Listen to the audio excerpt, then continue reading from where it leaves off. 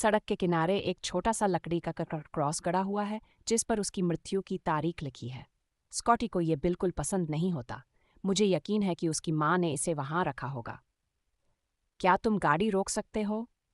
Driver गाड़ी धीमी कर देता है और उसे रोकता है। मैं बाहर निकलती हूँ और क्रॉस तक जाती हूँ। उसे इधर उधर हिलाती हूँ ताकि मिट्टी गीली हो जाए, फिर उसे बाहर निकाल लेती हूँ। क्या उसकी मौत यहीं हुई थी या फिर सड़क पर हुई थी? मैंने प्री-ट्रायल के दौरान ध्यान नहीं दिया था। जब सुना कि उसने कार से कुछ यार्ड दूर क्रॉल किया था, तो मैंने सुनने से बचने के लिए गाना गाना शुरू कर दिया। फिर, अगर मामला ट्रायल तक जाता, तो मैं दोषी न होना चाहती थी, इसलिए मैंने दोषी ठहराया था। क्योंकि तकनीकी रूप से मैं थी ही। मैंने सोचा था कि तुम मर चुके हो, स्कॉटी, लेकिन मृत लोग क्रॉल नहीं कर सकते। मैं क्रॉस को हाथ में लेकर वापस कैब में बैठती हूँ और ड्राइवर से कहती हूँ कि गाड़ी वापस सड़क पर ले आए, लेकिन वो नहीं चलता। मैं उसकी तरफ देखती हूँ और वो मुझे रियर व्यू मिरर से घूर रहा है, भौहें चढ़ाकर। सड़क किनारे के मेमोरियल्स चुराना कोई अच्छा कर्म नहीं लगता। क्या तुम वाकई इसे ले जाना चाहती हो? मैं उसकी तरफ देखे बिना झूठ बोलती हूँ। हाँ, वही मैंने वहां रखा था। मुझे अब भी महसूस हो रहा है कि वो मुझे घूर रहा है जब वो गाड़ी वापस सड़क पर ले आता है।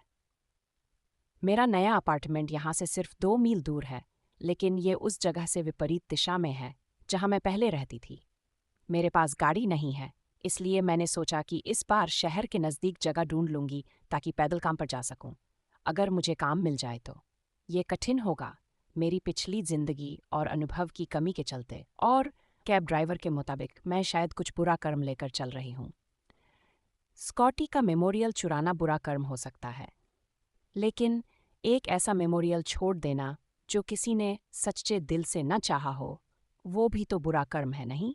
यही सोचकर मैंने ड्राइवर को कहा कि मुझे उस रास्ते से एक डिटोर लेना है। मुझे पता था कि ग्रेस ने शायद दुर्घटना के स्थान पर कुछ छोड़ा होगा, और मुझे लगा कि मैं स्कॉटी का कर्ज चुकाना चाहती हूँ। कैश या कार्ड? ड्राइवर पूछता है। मैं मीटर देखती हूँ और पैसे निकालकर उसे देती हूँ। फिर अपना सूटकेस और वो लकड़ी का क्रॉस लेकर कैब से बाहर निकलती हूँ और अपार्टमेंट की तरफ बढ़ती हूँ। मेरा नया अपार्टमेंट किसी बड़े परिसर का हिस्सा नहीं है। ये एक अकेला यूनिट है जो एक खाली कार लॉट से सटा हुआ है, और दूसरी तरफ एक सुविधा स्टोर है। नीचे की खिड़की पर लकड़ी का बोर्ड लगा है, वहाँ बियर के कैन बिखरे पड़े हैं। मैं एक को लात मार देती हूँ ताकि वह मेरे सूटकेस के पहियों में फंस न जाए। ये जगह ऑनलाइन से भी ज़्यादा खराब लग रही है, लेकिन मुझे इस बात का अंदाज़ा था। जब मैंने फ़ोन किया था तो मकान मालिक ने मेरा नाम तक नहीं पूछा, बस कहा था हमारे पास हमेशा खाली जगह होती है, कैश लाना, मैं अपार्टमेंट नंबर 1 में हूँ। फिर फ़ोन काट दिया था। मैं दरवाजे पर दस्तक देती हूँ।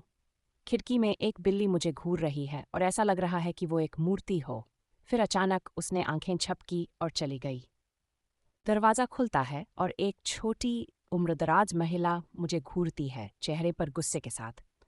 उसके बालों में कर्लर लगे हुए हैं और लिपस्टिक नाक के पास लगी है।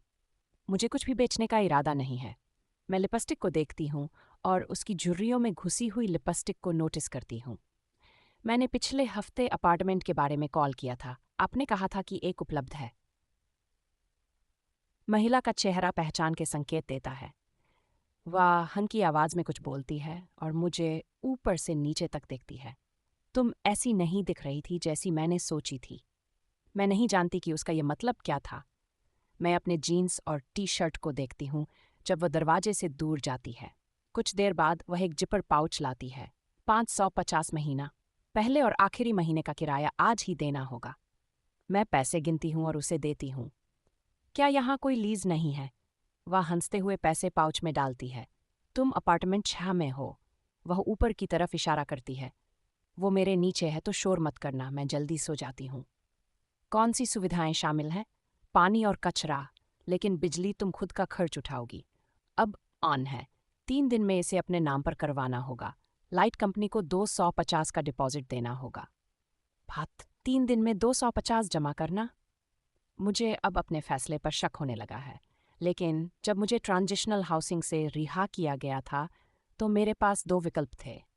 या उस शहर में रहकर अपनी सारी रकम खत्म कर देती, या 300 मील दूर इस शहर में आकर अपनी पूरी रकम खर्च कर देती। मैं उस शहर में नहीं रहना चाहती थी जहां स्कॉटी से जुड़े लोग रहते थे। महिला दरवाजा बंद करने की कोशिश करती है। स्वागत है पैराडाइज अपार्टमेंट्स में। जब तुम सेट हो जाओ तो तुम्हें एक बिल्ली लाकर दूंगी।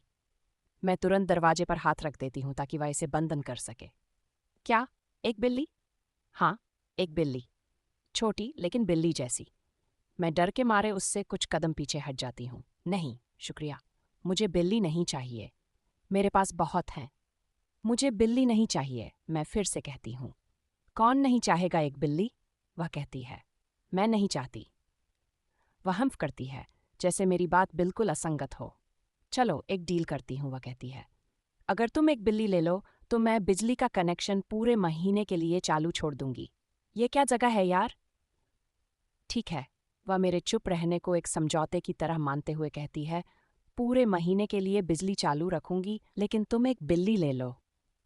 वह फिर से दरवाजे में घुस जाती है, लेकिन इसे खुला छोड़ देती है। मुझे बिल्ली नहीं चाहिए, लेकिन बिजली के लिए 250 का डिपॉजिट न देना सच में काफी बड़ी राहत होगी। वह एक छोटी काली नारंगी बिल्ली लेकर आती है और मेरे हाथ में रख देती है। लो, मेरा नाम रूथ है। अगर तुम्हें कुछ चाहिए हो तो बताना, लेकिन ज्यादा मत चाहना। वह दरवाज़ा पूरी तरह से बंद करने की कोशिश करती है। एक सेकंड, क्या आप मुझे पे फ़ोन का रास्ता बता सकती हैं? वह हंसती है। हाँ, 25 में शायद था। और फिर दरवाज़ा बंद कर देती है। बिल्ली म्याऊं करती है, लेकिन ये कोई प्यारी म्याऊं नहीं, बल्कि मदद की गुहार जैसी म्याऊं है। तुम और मैं दोनों एक जैसे हैं, मैं बड़बड़ाती हूँ। मैं सूटकेस और अपनी बिल्ली लेकर सीढ़ियों की ओर बढ़ती हूँ। शायद मुझे अब यहाँ लौटने का समय नहीं था।